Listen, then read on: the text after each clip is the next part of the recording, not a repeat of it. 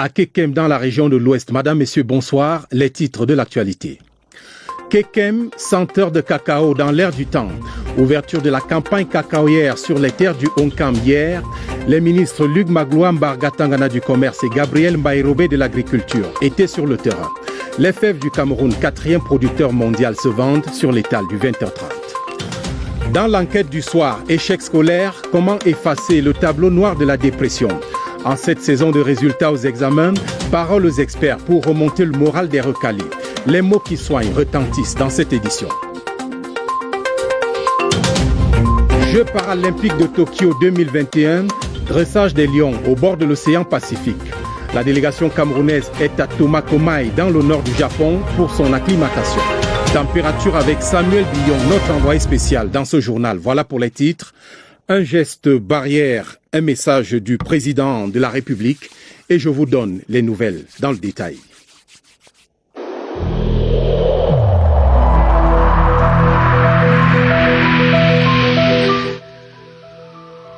Malgré nos efforts, le Covid-19 a endeuillé de nombreuses familles et provoqué de graves difficultés dans le fonctionnement de notre économie et de notre société.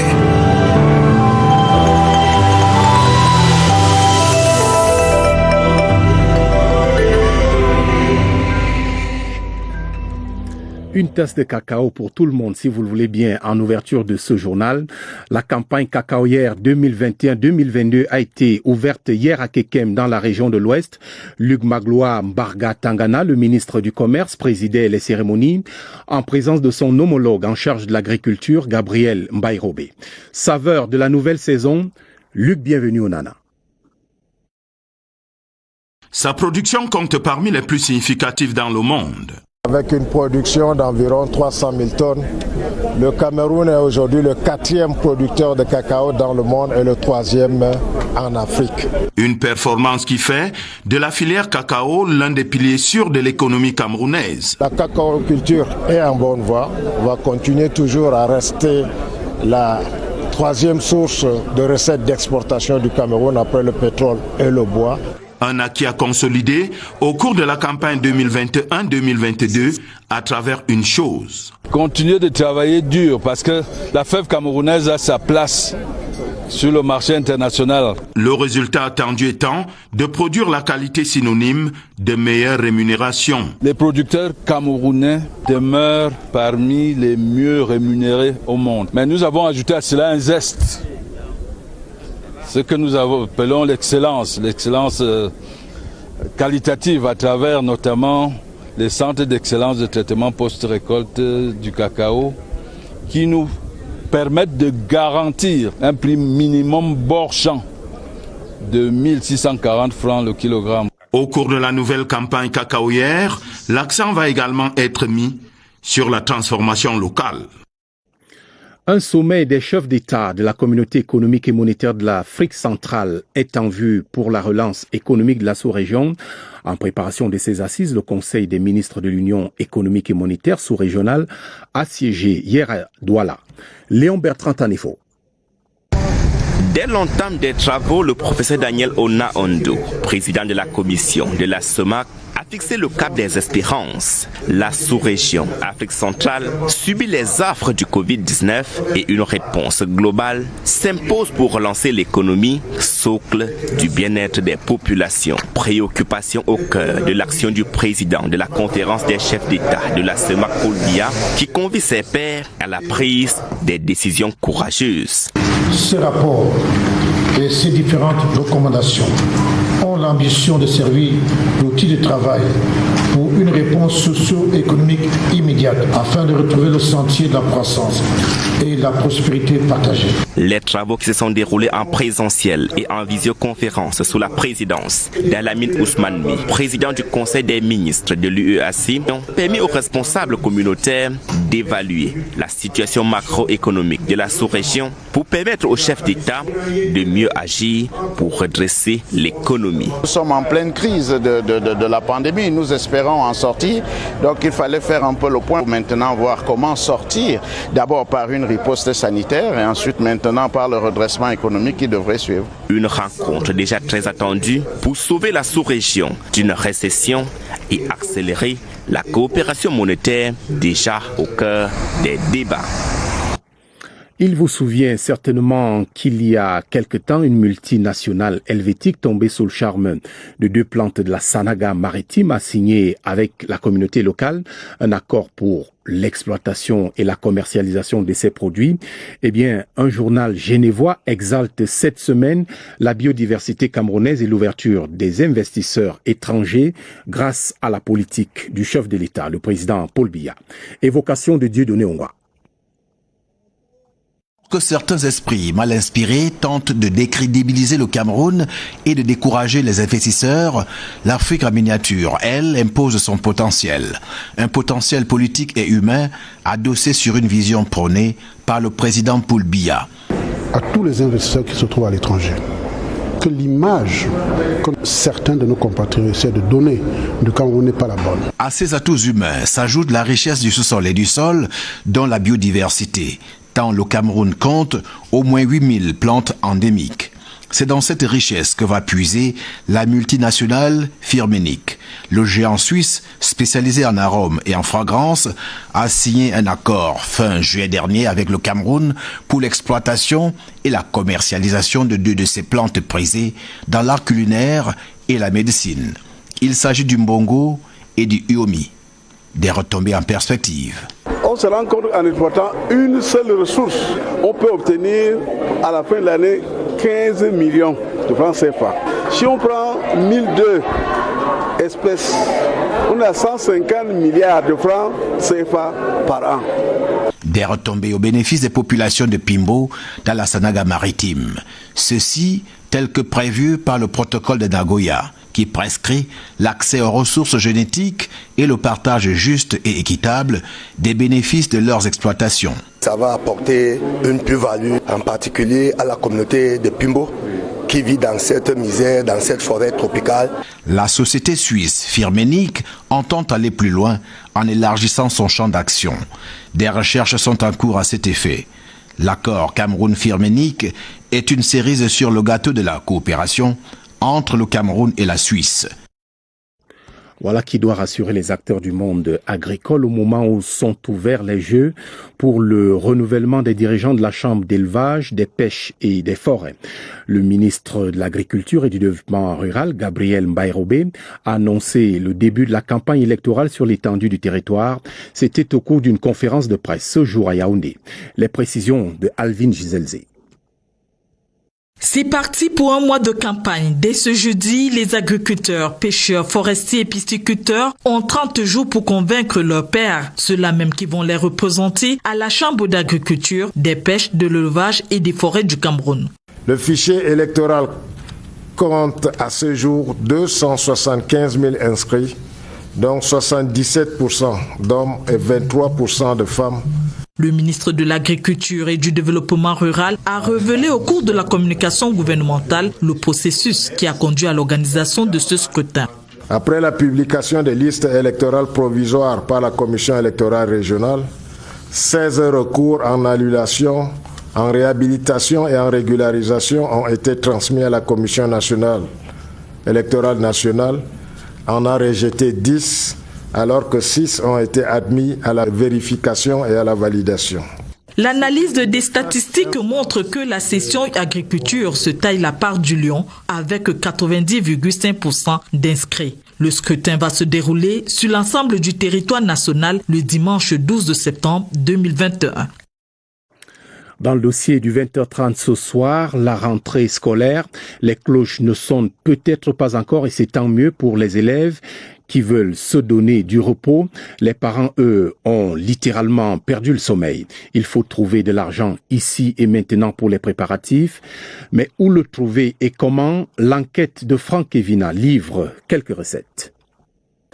Déjà dans les rayons des librairies, Robert est prévoyant, mais surtout méthodique, tout comme Marlène. J'ai économisé un peu au mois de juillet, que je suis en train déjà d'acheter les livres et les cahiers.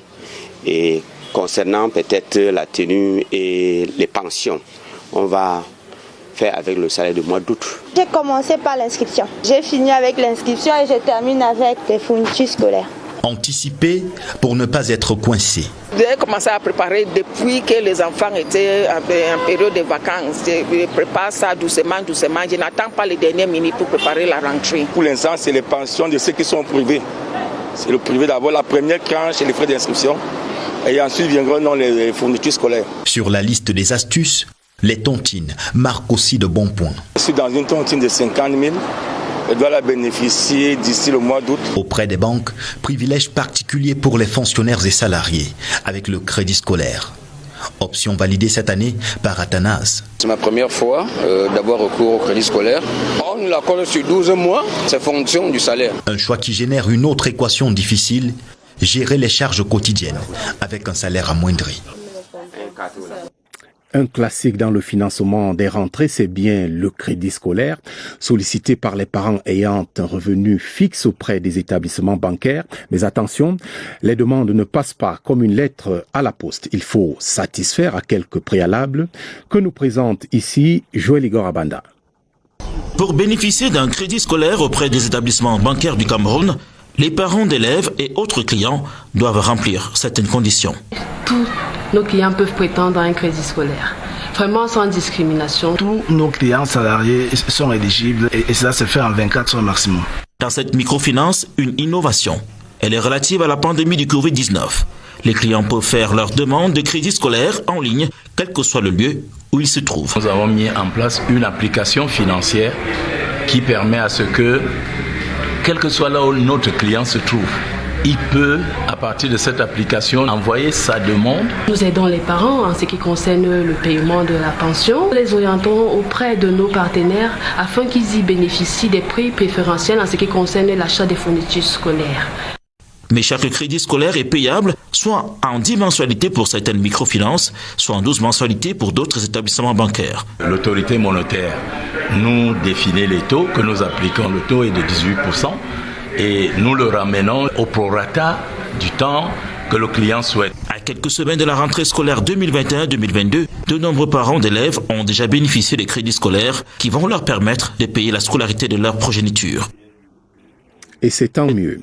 Chacun de vous, je l'imagine, a déjà connu l'échec dans sa vie. Pour les élèves, c'est une épreuve particulièrement traumatisante car il faut braver la honte face à ses camarades et souvent la colère des parents. Comment se reprendre et repartir à zéro dans ces conditions? Lecture du cahier de quelques recettes par Aboubakar Abou. Pour eux, ce fut plus cri de désarroi que eu de satisfaction. Le jour des résultats, des larmes ont coulé, amères et à flots. Et pour certains, c'est un double échec, car au-delà de la copie scolaire, à l'épreuve de la gestion de cette étape de la vie, beaucoup ont capitulé et envisagé la mort. Ces enfants se meurent d'un abandon fatal. Les parents aux abonnés absents dans l'accompagnement psychologique crucial. Ce qu'il faut éviter de dire en avant qu'il y a échoué un examen, c'est de le condamner. Bien que nous, les parents, on a beaucoup d'attentes quand un enfant compose, mais quand il échoue, nous-mêmes, les parents, on doit être aussi forts à supporter cet échec. Mais ce n'est pas le pire, car si les uns sont confinés dans le coin honteux de récaler, d'autres subissent le martyre des parents qui les accablent. Tout le contraire de ce qui devrait être fait. Même quand le père leur avait dit que vous aurez la barbe blanche en premier là, on riait et puis on leur disait que quand tu échoues, il faut redoubler d'efforts pour l'année suivante. On ne les froissait pas parce qu'on sait que dans la vie, il y a la réussite et l'échec. Le cocon familial doit être la réserve de confiance dans laquelle ces jeunes malheureux peuvent puiser pour rebondir. Chose déterminante pour s'assurer un nouveau départ et décupler les chances d'une arrivée en fanfare. L'échec est plutôt politique pour les parlementaires. Ceux-ci rêvent d'un environnement sain, comme on va le voir maintenant. Certains suivent un atelier de renforcement des capacités ouvert à ce propos hier mardi à Douala. Cérémonie placée sous l'autorité du vice-président de l'Assemblée nationale, l'honorable Théodore Ndato. Compte rendu, José Gaëtan Tsanga. La chaîne de contamination des maladies qui part des animaux aux végétaux en passant par l'homme est établie par les scientifiques. Les élus du réseau des parlementaires pour la gestion durable des écosystèmes forestiers d'Afrique centrale REPA veulent la briser. La formation en est un préalable. Nous allons d'abord renforcer nos propres capacités parce que, vous pouvez bien le noter, c'est une problématique que nous-mêmes nous ne maîtrisons pas encore parfaitement. Pour cet atelier sur les problématiques environnementales, l'OREPA, la Commission des forêts d'Afrique centrale Comifac, la coopération allemande GIZ et de nombreux experts ont décidé d'unir leurs forces. Aucun problème, même de santé contemporain, n'est si nouveau que nos ancêtres n'en aient connu dans le temps. Alors le point de vue de l'anthropologue consiste à venir dire la science de la maladie en agroculture. Une stratégie sous-régionale concertée sera élaborée et implémentée dans 10 pays de la zone CEAC sur la base des travaux des experts et des parlementaires. L'atelier prend fin vendredi prochain. À Galim, dans la région de l'Ouest, les meilleurs étudiants et élèves originaires de cette commune des Bamboutos viennent de recevoir des prix d'excellence, des enveloppes et récompenses remises au cours d'une cérémonie présidée par le préfet du département. Sylvestre Jack. Une fois encore, la tradition a été respectée à Galim. La 5e édition de l'excellence scolaire et universitaire Chouangang Eli Saker a couvert de joie 1123 lauréats. Parmi eux, 40 doctorants qui ont reçu chacun 75 000 francs. Des élèves du primaire et du secondaire, des bacheliers, des titulaires du CAP, du CEP, du First School Living Certificate, des déplacés internes et des encadreurs, pour une valeur globale d'un peu plus de 35 400 000 francs CFA. Une action philanthropique fortement saluée par le parent de l'événement, le préfet des Bamboutos. Lorsqu'on veut développer un pays, la meilleure des manières, c'est de passer par la formation de la jeunesse. Et c'est pour cela que je dis bravo à Omer Songang Eli Saker. Pour le bienfaiteur, le PDG des groupes Saker et par ailleurs maire de Galim, il est question de léguer au fer de lance de la nation le meilleur héritage qui soit. L'école et par-delà le savoir. On ne peut non plus laisser tout à la charge de l'État. Nous essayons de faire donc autant que faire se peut pour que les enfants puissent s'inscrire dans son collège à la rentrée scolaire ou dans son université sans trop déranger les parents. Toute chose qui galvanise les bénéficiaires et leur ouvre les portes de l'espoir. Nous sommes contents du don de monsieur le maire Tongan Eli Saker. Cette bourse vraiment vient à point nommé. Je le remercie effectivement pour cette initiative qu'il a mise sur pied pour nous encourager à travailler davantage. Depuis la première édition, le promoteur a déjà consenti une dépense cumulée de près de 200 millions de francs CFA. Les groupes Saker comprennent les boulangeries Saker et la minoterie du même label.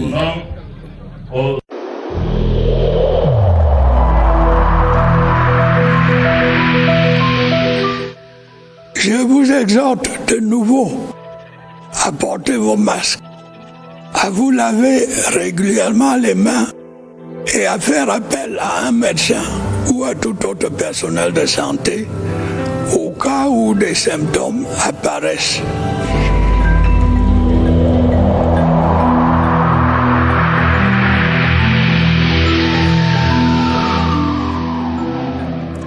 Et voici le temps de la riposte gouvernementale anti-Covid-19. La santé n'est pas que physique, elle est aussi mentale. Les messages malveillants diffusés sur les réseaux sociaux pour dissuader les citoyens de l'importance de la vaccination ont un impact psychologique. Le docteur Laure Menguene, dans son entretien avec Évariste Yenga, nous en dit davantage ce soir. Évariste, bonsoir.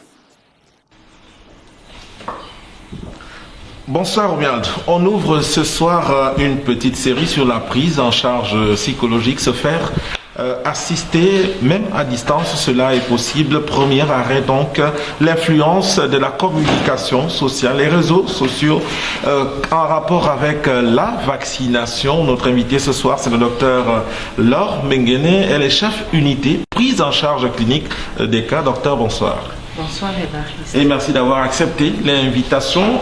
En ce moment de campagne de vaccination contre la Covid-19, il y a les influenceurs sur les réseaux sociaux qui publient un certain nombre d'éléments allant plutôt à l'encontre, et cela, on imagine bien, affecte certaines populations. Voilà, merci beaucoup Évariste. Nous avons constaté qu'il y a un flux d'informations justement qui détracte cette dernière. Et c'est le lieu de sensibiliser la population sur l'importance de rester calme. Parce que les vidéos comme le Covid à l'époque venaient d'ailleurs avec les réalités d'ailleurs. La réalité du Cameroun, c'est laquelle? C'est que les personnes se vaccinent. Je me suis vacciné. Des personnes font les effets indésirables de la vaccination comme tous les autres vaccins. Nous le voyons bien, les enfants également, quand ils vont à la vaccination, la fièvre, tous ces effets secondaires, et on administre même le médicament. C'est ça la réalité. Le vaccin peut avoir des effets indésirables. C'est tout à fait normal. Ce n'est pas propre au vaccin anti-Covid, mais c'est le propre de tous les vaccins. Donc de grâce, restons calmes et continuons à adopter le bon comportement face aux maladies qui est celui de la vaccination. Merci à vous, docteur Lord Menguene. La prise en charge psychologique, vous avez eu un petit extrait à partir de l'expert. Cette prise en charge psychologique, elle est possible à distance à partir du numéro vert, le 1510. Du 1510, on parlera dès demain. Numéro bien retenu, merci Évariste Yenga. Rendu à ce niveau du journal, une partie de pêche s'impose, direction Mvanyétom. C'est un village situé à une trentaine de kilomètres d'Ebolova dans le sud. On va s'exercer à l'Adoua, une des plus anciennes pratiques de pêche dans cette localité. Et nous convoquons l'esprit des ancêtres pour cette initiation sous la conduite d'un de nos meilleurs pêcheurs dans la maison, Charles Abosoloba. Mvanyétom, ce petit village de près de 500 habitants, commence à manquer de ressources. Pour venir à bout de la disette, le doyen Lomedou a rassemblé le village pour une partie de pêche dont seule cette localité a le secret. Cette pêche d'Adoua, de par le biais de la grand-mère de notre père, qui était une Gabonaise, est donc arrivée ici. Les consignes à respecter pour que notre pêche réussisse. Il faut s'abstenir, avoir les relations sexuelles avec sa femme. Il y a quelques repas qu'on ne doit pas prendre. La concertation terminée, les hommes sont en première ligne. À bord des radeaux, ils traversent le fleuve Mzila qui serpente la forêt juste à quelques mètres du village. Objectif, trouver des bambous de raffia et du rotin. Les deux matières-là nous servent de matériaux pour la construction de l'Adoua. Plongés au fond des eaux ruisselantes du fleuve, ces pièges à poissons vont y rester pendant 4 à 6 jours avant de livrer leur contenu.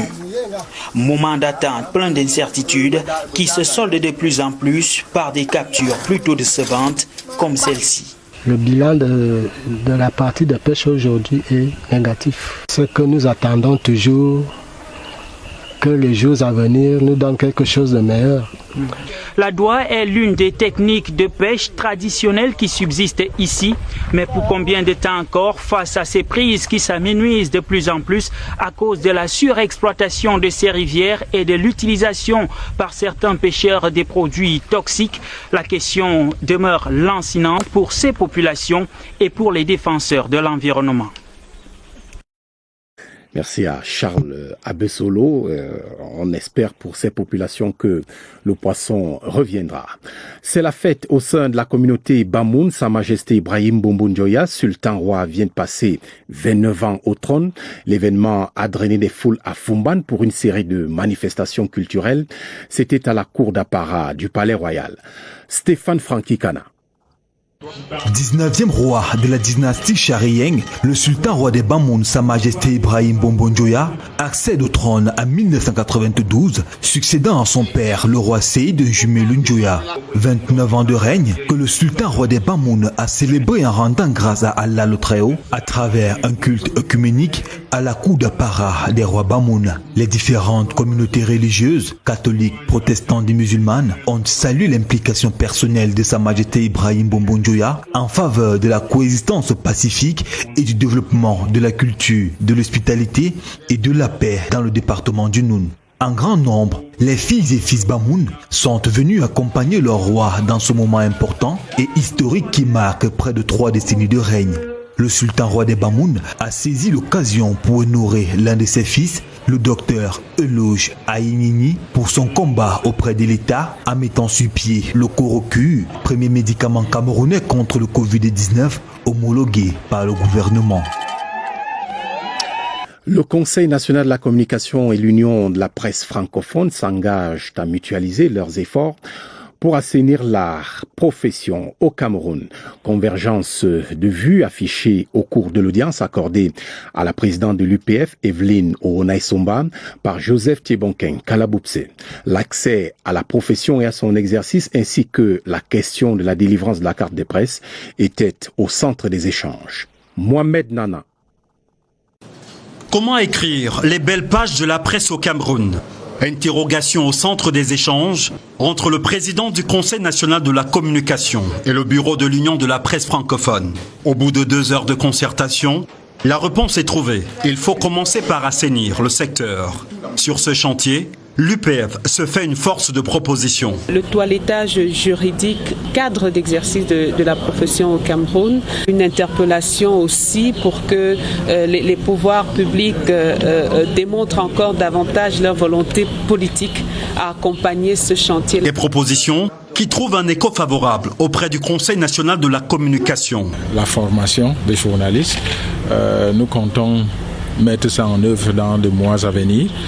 Il y a aussi cette idée de fédérer les associations pour que les journalistes ont beaucoup plus une cadre bien portante pour leur travail. L'enjeu étant de fermer les portes d'une profession longtemps restée ouverte aux tout venants. Dans l'actualité politique, le renouvellement des organes de base du RDPC bat son plein en lançant les opérations à Monatélé dans la Léquier. L'émissaire du comité central Bidongpat a demandé que soient choisis les militants aux états de service incontestables. Serge Atanabisso. Sans doute pas le cœur à la danse, quoique, dans un coin de cette tête, connu, reconnu ou non, la consigne du président national, constituée des équipes de responsables locaux, maîtrisant le parti, ses textes, ses rouages et ses défis. Les clés de sélection, selon l'envoyé du comité central, sont des femmes et des hommes à la grandeur du vertu d'esprit, portés par la passion de faire relever au RDPC tous les défis à venir. L'enjeu est un RDPC plus conquérant, auréolé d'un prestige nouveau. La Léquier prend le train des renouvellements, précédé d'une réputation de forteresse imprenable du parti RDPC. Près de 6 millions ont été collectés sur place pour les besoins de la cause. L'opération qui commence ne doit pas faire mentir l'habitude. Les listes qui vont remonter de Monatélé sont attendues à partir du 30 septembre, en haut lieu. Et c'est pareil pour la section du Mfundi 4 qui se met également au vert. Le président de la commission électorale de cette circonscription, Philippe Mbargamboa, a procédé au lancement de l'opération ce mercredi à la permanence du parti d'Onkolndongo, ici même à Yaoundé. Augustin Guizana. Elle est également entrée dans la danse. La section RDPC du Mfundi 4 s'apprête à élire des dirigeants qu'elle mérite de la section en passant par le comité de base et la sous-section. Les critères d'éligibilité ont été définis par le président de la commission électorale. Que nous menions les opérations de façon démocratique en associant toutes les couches de la population, les femmes, les jeunes, en prenant en compte même les personnes défavorisées. L'équipe de Philippe Mbargamboa est venue aussi rappeler les enjeux de l'opération aux responsables chargés de la coordination, mais aussi aux militants qui aspirent à des postes électifs. Nous voulons être prêts à chaque instant, à chaque moment, pour jouer notre rôle auprès du président national. À la section RDPC du Mfundi 4, il reste juste le jour et la date de l'élection des différents responsables pour un RDPC plus conquérant dans cette partie de la ville de Yaoundé. La nuit de long couteau a commencé. Et ce n'est pas un jeu comme en sport par exemple. En sport où les agendas sont réglés sur le 17 août et c'est mardi prochain, jour de tirage au sort donc de la CAN 2021. Sur le site de l'événement au Palais des Congrès de Yaoundé, la CRTV est à pied d'œuvre pour la production du signal. Charles Ndongo, le directeur général, veut un sans faute. Roger Ziemafian. Sous la houlette du directeur général de la CRTV, Charles Ndongo, les préparatifs de la couverture médiatique du tirage au sort CAN Cameroun 2021 sont à leur paroxysme. Réunion avec tout le staff de la CRTV à son siège en Baladeux, réunion par vidéoconférence avec les stations régionales, revue et vérification du matériel. Produire le meilleur signal international pour permettre au monde entier de vivre le tirage au sort CAN Cameroun 2021 est la préoccupation du directeur général de la CRTV. Et pour cela, comme dans une équipe de football, tous les maillons doivent jouer à fond leur rôle. Sonner la mobilisation générale de nos effectifs, de tous les corps et composantes de notre chère CRTV, où qu'ils se trouvent et quoi qu'ils accomplissent comme tâche dans cette maison. Sur le site de l'événement, les techniciens sont à pied d'œuvre et multiplient les essais du signal international. Les Obivan, ces grands studios mobiles, sont prêts et n'attendent plus que le décompte final du réalisateur pour commencer. Un plan média est déjà arrêté pour les 3 chaînes de CRTV, avant, pendant et après le tirage au sort. La CRTV n'attend plus que le jour dit. Rendez-vous sur nos antennes. Jeux paralympiques, les hommages de la ville de Tomakomai à la Cameroon Paralympic Team. Le maire de cette commune du nord du Japon donne ses bénédictions à la délégation camerounaise qui séjourne dans sa municipalité pour une mise en condition à 13 jours du début des compétitions. Le reportage de Samuel Biyong, envoyé spécial de la CRTV au Japon. Tomakomai a le plaisir de recevoir la Cameroon Paralympic Team à l'occasion des préparatifs des Jeux paralympiques Tokyo 2020. Bon séjour, bonne chance, remporter des médailles pour l'honneur du Cameroun et de Tomakomai. Le message d'amitié barre la grande banderole d'accueil à la délégation du Cameroun. Le maire Hirofumi Iwakura demande aux athlètes et encadreurs de profiter au maximum des installations sportives haut de gamme mises à leur disposition. Ce stage d'acclimatation, poursuit-il, doit permettre d'améliorer considérablement les performances des parasportifs camerounais attendus au podium à Tokyo. Le chef de mission de la Cameroon Paralympic Team exprime la gratitude du Cameroun. Nous avons été vraiment très honorés ce jour par le maire de la ville de Tomakomai qui a bien voulu par cette cérémonie nous souhaiter la bienvenue. Et nous aussi en retour, nous avons témoigné et donné nos remerciements au maire pour tout ce qu'ils font depuis notre arrivée ici à Tomakomai. Passé cette phase d'accueil officiel qui mobilise la presse de la préfecture de Hokkaido, tenue à bonne distance en raison des restrictions imposées par le Covid-19, la Cameroon Paralympic Team se remet au travail. Vivant mieux que l'équipe olympique. Voilà, ce télégramme officiel du président de la République. Avant de terminer, le chef de l'État écrit à son Excellence Mahamat Idriss Déby, président du Conseil militaire de transition de la République du Tchad à N'Djamena. Monsieur le Président, la célébration le 11 août de la fête nationale de la République du Tchad m'offre l'heureuse opportunité de vous adresser mes vives et chaleureuses félicitations. J'y joins mes vœux de paix, de santé et de concorde pour le peuple tchadien. J'émets le vœu en cette solennelle circonstance de voir les excellentes relations d'amitié et de coopération qui unissent le Cameroun et le Tchad se consolider et se déployer chaque jour davantage. Veuillez agréer, Monsieur le Président, les assurances renouvelées de ma très haute considération, signé Paul Biya. Ainsi va le Cameroun. Merci de votre fidélité aux 20h30. Passez d'agréables moments sur votre chaîne, la CRTV. La télévision, c'est ici. Bonsoir.